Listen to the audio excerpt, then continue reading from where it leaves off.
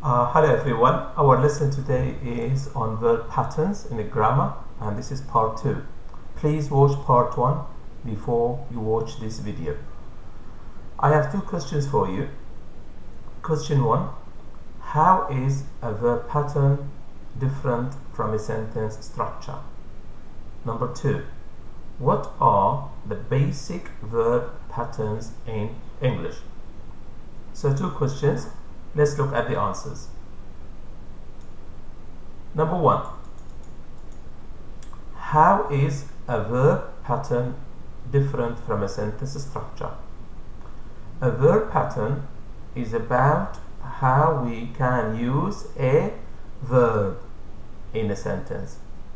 But sentence structure is about how we can use all parts of speech, including a verb, in a sentence and how we join sentences. So when we say a verb pattern, it means we mean the verb, how we use the verb in a sentence, what comes before the verb, what comes after the verb, and how we use the verb in a sentence. But when we say a sentence structure, it means we are speaking about the verb and other parts of speech like noun or adjective or adverb or conjunction or interjection or any. We have got 9 parts of speech and I explain them on my YouTube channel if you want to watch parts of speech. Number 2, what are the basic verb patterns in English? The basic, I'm just going to explain the important ones for you, only the important verb patterns in English. So we've got from A to G, A, B, C, D, E, F, G. We have got 7 important verb patterns. These are the important ones, but we have got other patterns of verbs, or verb patterns. So this means I am going to use a verb in my speaking or in my writing. I have to ask myself, what do I use after a verb? Number 1, after a verb I can use an object. After a verb I can use 2 objects. After a verb I can use an adjective. After a verb I can use infinitive. After a verb I can use gerund.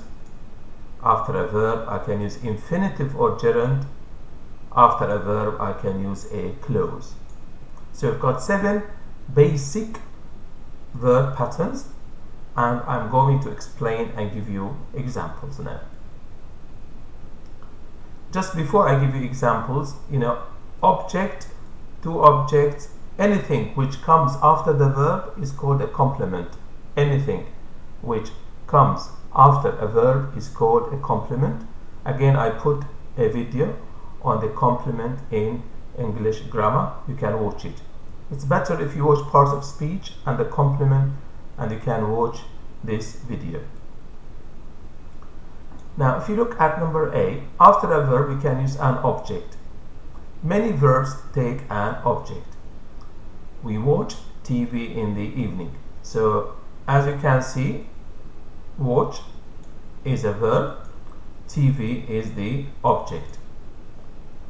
I put the verbs in blue for you in this video, and as you can see I underlined the part which is after the verb. So watch is a verb, it's blue. What comes after the verb? It comes the object, and TV is the object, and I underline it for you. We can have 2 objects. Abdullah told me a story. So me is an object, a story is an object, told is the verb. We can have an adjective after the verb. So they are happy. Are is the verb, happy is the adjective. We can have verb plus infinitive. We should learn to study Arabic. So learn is the verb, to study is the infinitive with to. Arif plans to visit his family in September 2021. Again, plan is the verb, to visit is the infinitive with to. Verb plus gerund. Some verbs take gerund only. So here some verbs take infinitive only, and here some verbs take gerund only. What is a gerund? It's a verbal noun. It's a verbal noun. Or some grammar books would say it's partly a verb and partly a noun. So I'll explain this. We have to avoid making mistakes in driving. Avoid is a verb, making is a gerund. So if you take a verb and you put ing to it, it becomes a gerund. So a gerund is a noun, but originally it was a verb. So in English we have to say avoid making, avoid doing, avoid speaking, avoid running. All the time after avoid you have to put a verb and you put ing to the verb. In this way you are making a gerund after avoid.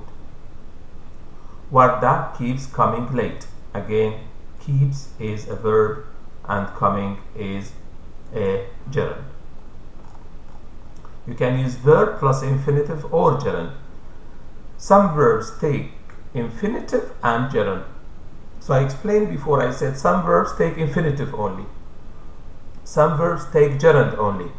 Some verbs take infinitive and gerund. So you have to know, if you are learning how to use a verb, ask yourself, what do I put after this verb? I like to read history books. So here, like is a verb, to read is infinitive with to. I like reading history books. Here I use like as a verb, reading is a gerund. But if you say I like to read history books and I like reading history books, there is a difference in meaning. I like to read history books. This sentence means reading is not my hobby. I like reading history books. This means reading is my hobby, it's my interest. I forgot to post the letters. So forgot is a verb, to post is infinitive with to. I forgot posting the letters. Forgot is a verb, posting is the gerund. But there is a difference in meaning. I forgot to post the letters. This sentence means I did not post the letters. I did not do it. I forgot posting the letters. It means I posted the letters, but I forgot that I posted them.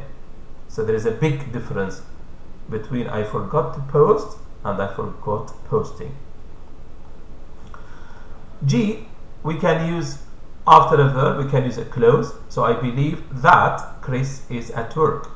Believe is a verb. That Chris is at work. This is a clause after believe. Mohsen thinks that life is interesting. So thinks is a verb. That life is interesting is a clause. Of course, a clause is like a sentence. Sometimes it's complete, but most of the time a clause is not complete. So that's the end of the video. Thank you for watching. You can subscribe to my channel. I put 200 videos for you. And again, this is part 2, so I'm going to record part 3, 4 and 5 for you. Thank you for watching.